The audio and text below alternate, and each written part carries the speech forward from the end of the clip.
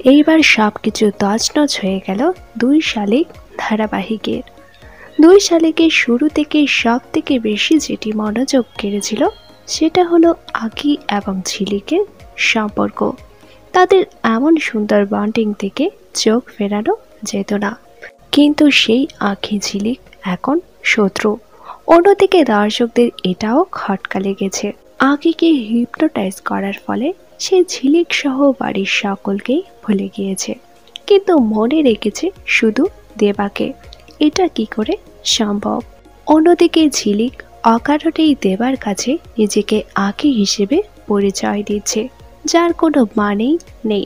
অন্যদিকে ধারাবাহিকে অনেক দিন ধরেই পাত্তা নেই গৌরবে, যার ফলে ধারাবাহিক অনেকটাই ফিকে হয়ে গিয়েছে। হঠাৎ করেই আঁখি এইরকম পাক্কা ম্যাজিশিয়ান হয়ে গেছে, অর্থাৎ ধারাবাহিকের গল্পের বাঁধন অনেকটাই আলগা হয়ে গিয়েছে।